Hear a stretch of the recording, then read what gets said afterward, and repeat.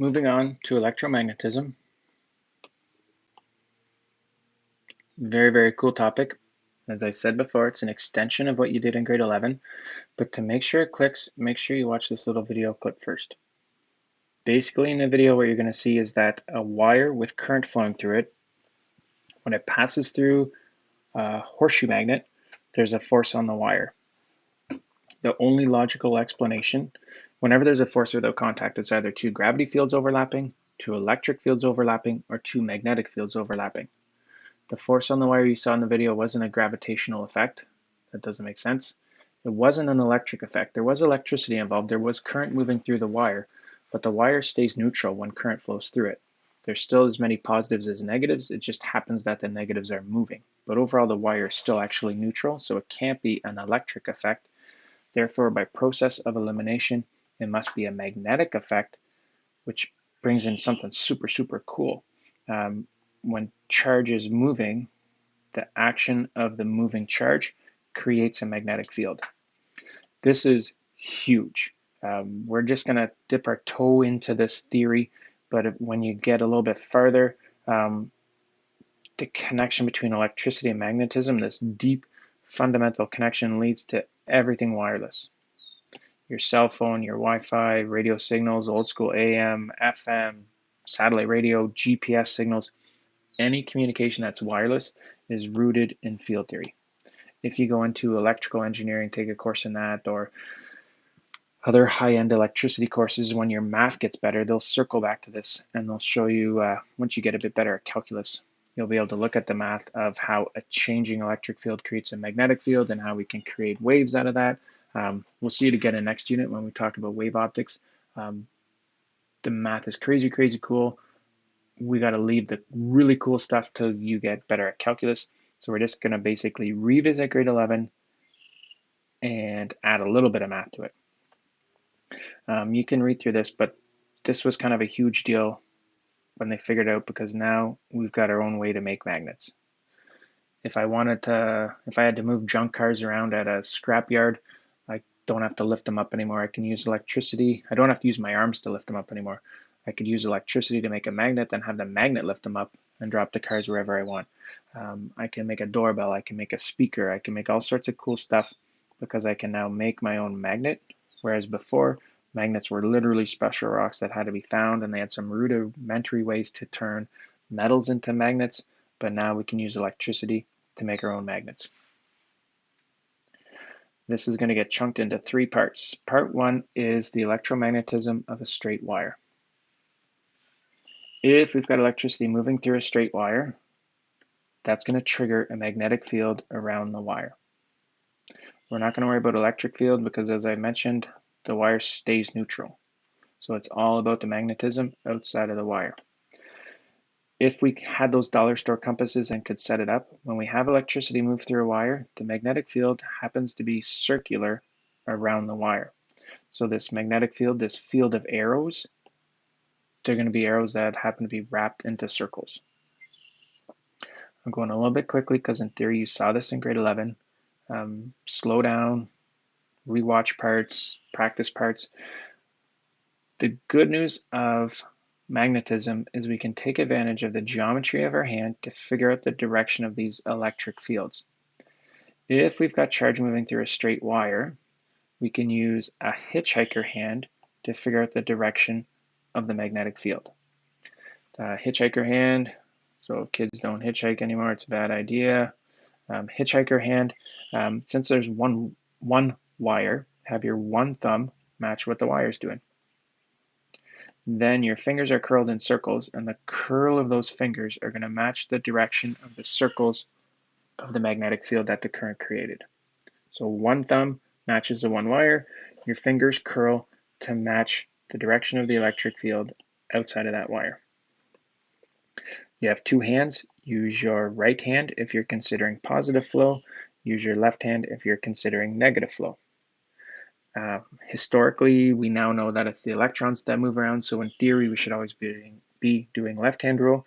But out of respect to the people that made up this theory, we still sometimes picture it as positive flow, and therefore we'd have to use our right hand. Before I scroll down, let's say we've got a straight wire and there's negative current that's moving away from you. What's the magnetic field around that wire? I've typed it out below. I'll talk you through it. The fact that this question says negative flow means you're going to use your left hand. So take your left hand, make it look like a hitchhiker. Now, for long straight wires, your thumb matches the current. So take your left thumb and point your left thumb away from you. When you do that, what do your fingers look like? Scrolling down. Oops. This was very awkward, but I managed to pull off a picture of my own left hand. Thumb pointing away, your fingers are curling like this. Adding an arrow, that means they're kind of going in circles around that way, which I would call counterclockwise. If we needed to draw it on paper, then I would draw the circled X represents a vector that's pointing away from you. So in this case, the negative flow is the X, since negative flow is pointing away from you. Add some words to say that it's negative flow for that X, otherwise I wouldn't know if it's negative or positive unless you put the words. And then literally just draw some counterclockwise circles to represent the magnetic field. That's a quick recap of the left-hand rule for a long straight wire. There'll be more examples, but I'm going to add the equation to it. We're not going to do a full-on mathematical proof. We're just going to think kind of logically through this. If we have a current flowing through a straight wire, that's going to create a magnetic field around the wire. What if we wanted that magnetic field to be as strong as possible? What could we change to make the magnetic field outside of a straight wire as strong as possible? Well, if we were in class, I'd like take our time and we'd kind of come up with these together. Not in class, so I'm just going to keep rambling. One thing we could change that would affect the magnetic field is the current that's flowing through the wire. If we could dump more current into the wire, a bigger battery, better wire, if we could dump more current into the wire, then we get a larger magnetic field. So when we build our equation for a magnetic field, I expect current to be on the numerator, since a larger current created a larger magnetic field.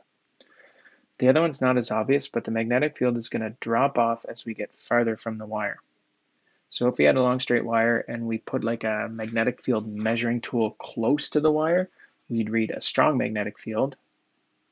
But if we took that same device and pulled it farther away from the wire, we notice that the magnetic field gets weaker as we're farther from the wire. So as distance went up, magnetic field went down. That's an inverse relationship. So when we build our equation, expect there to be distance on the denominator of our equation. The equation, so sorry I didn't build a video just for this, I'm just going to talk you through it. Magnetic field is proportional to current on the numerator and distance from the wire on the denominator. To go from a proportion to an equation, you have to add a constant. So no surprise, we saw it with gravity, we had the constant capital G. With electricity, we had the constant, we called it K, the 9 times 10 to the 9 number. We're going to have another constant for this, but we'll get to that. A magnetic field, it's a translation thing, but the short form for magnetic field is we're going to call it letter B. So B is going to stand for magnetic field. The metric unit for magnetic field is Tesla, after that cool Nikola Tesla scientist that did a lot of neat things with electricity and magnetism. Our equation has current in it. The short form for current, you saw way back in grade 9 circuits, is capital I, and the units are, after the French physicist amperes, are just plain old amps. So the short form is I, the units are A for amps. Distance from the wires in our equation, it's going to be on the denominator. The letter we're going to use for distance for the wire is R, because it's symmetrical in a cylinder shape around the wire. If we had a long straight wire and you went like 10 centimeters to the left of the wire versus 10 centimeters to the right, it doesn't really matter. We're going to get the same magnetic field. It's symmetrical based on how far from the wire, which means like a cylinder kind of symmetry. So we're going to use letter R instead of letter D. It's a distance, so its units are going to be in meters. So magnetic field is going to be B, its units are Teslas. Current, letter I, its units are amps. Distance from the wire, letter R, and its distance are meters. There's constants involved in this equation that make it work in the metric system. The constants are weird in magnetism. There's this mu, which isn't going to be coefficient of friction, but it's this mu thing divided by 2 pi. Mu is the magnetic version of capital G for gravity, of the K for electricity. It's the magnetic field constant. Because there's different materials, it changes from material to material. But if we're in air or vacuum, which is what we're going to stay in grade 12 physics, the constant for this mu is 4 pi times 10 to the negative 7, and it's got these funny units of teslas per meters times amps. So if we put that all together, it's weird. As your calculus gets better, you'll see parts of it. They called it mu because that's the Greek letter M, and it's a magnetism thing. It's a constant. It just is that value, 4 pi times 10 to the negative 7 when we're in air. When we put all that together, we get this cool looking equation that the magnetic field outside of a long straight wire is mu over 2 pi, that's our constant, multiplied by current over distance, I over R. As a second example here, now this is more grade 12. I give you the current's direction, and I ask you to find the magnetic field. To find the magnetic field, we need two things, the number and the direction.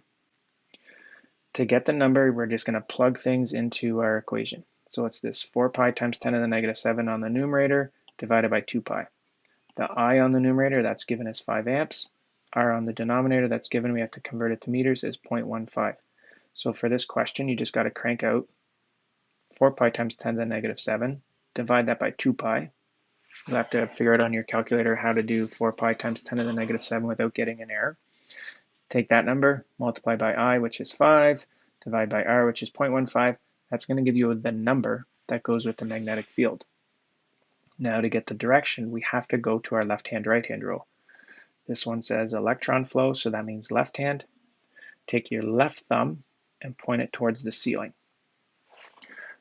A hitchhiker hand. So hitchhiker hand, left thumb pointed at the ceiling. Look at how your fingers are pointing. If you're on the right of the wire, so to the right of your thumb, which way are your fingers pointing? Towards you or away from you? I didn't type out the answer here, so you're gonna have to pause this video and watch the solution and see if you got it right. Good luck. Check that out, and then we're gonna move forward with part 2, which is coils.